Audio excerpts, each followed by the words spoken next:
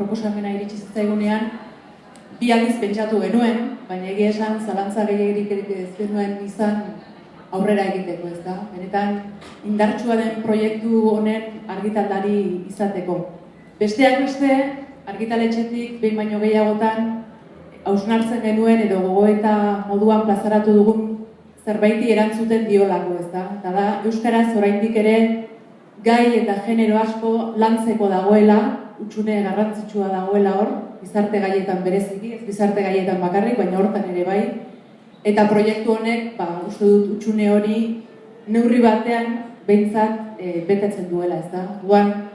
Horrekin bat etorrita, horrekin bat eginda, esan bezala erabaki genuen argitalpenean aurrera egitea, elkarlanean, jakin eta elkarrek.